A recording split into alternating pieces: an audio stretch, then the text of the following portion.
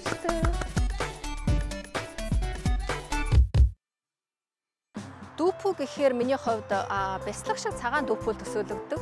Харин энэ хоолны газрын дүүпүү нь цэцэг шиг байдаг гэнэ. Өнөөдөр бид энэ цэцэг шиг дүүпүүг уралдаг нэг ахлах тоогоочтой уулзахаар ирлээ. Орцгоё. 师傅您好，我想问一下，就是制作那个菊花豆腐，是不是需要掌握一种刀法？哎，是的，叫旋刀法。哦，横竖基本接近200刀，将近4万条，但不能切断。4万？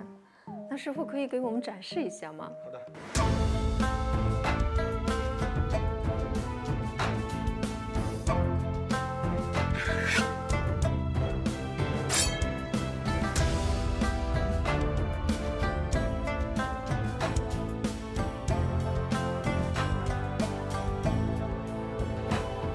是怎么成那个花呢？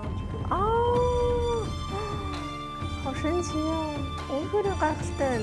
Нөгөө яг тэр гол нь нөгөө бөөрийнхээ ингээ хөвөн хийж гаргасан дүүпүү нь одоо яг ингэж удвал цэцэг шиг болчихлоо. За энэ харахад уур чадвар нь их зүү байвч одоо боломж олцсон дээрээ би бас өөрөө туршиж үзмээр санагдчихлаа. Тэгээд надаа ингээ дүүпүү бэлдээд өгсөн байна. 师傅，那我现在可以体验一下吗？可以，我帮你。 ингээд хэрччихв. Гэт. Одоо яаж хэрчижсэн блэ?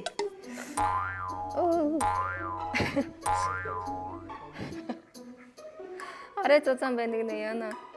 Би одоо энэс нарийн хэрчиж чадахгүй шүү дээ. Чи хөндлөн хэрччихлээ. Одоо энийг эргүүлэх бах тий.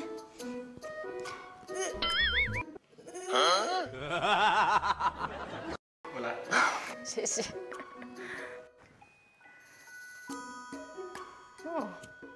Одоо ингээд босоогоор хэрчих юм байна. За. Ахад жоохон нарийнхан хэрчигнэ. За одоо энэ хэрцсэн дүүпүүгөө усан дотор хийж үзье.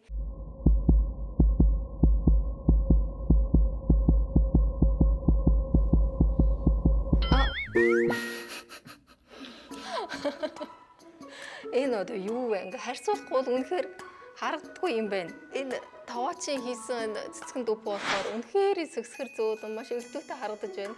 Харин миний энэ нь болохоор яг нэг одоо юу ч хэлэхгүй дээ. Ингээл цаасын хайчилсан юм шиг. Шишээ. За сая дүүпүү гэрчих гэж зөндөө их божгонлаа. Тэгээд одоо энэ дүүпүүнийхээ шүлийг амсаж үзье. Энэ нөгөө Мацутакийн мөгтэй дүүпүүний шүл байна. Тэгээд амт нь ямар байх вэ? Юми. Үнэхээр энэ Мацутакийн мөгнийх нь тэр шинэхэн үнэр нь дүүпүүнийхээ зөөлөн амттай ууслцаад одоо юу гэдгийг яг дүдээр барахгүй амийг бас баясгаж байна л да. Үнэхээр мартагдгаар ус сайхан амттай шүл байна. Сони хачин хоолунд таагуур байна. Навчаатай хамт байгаарай. Дараагийн нэвтрүүлэг хүртэл түр баяртай.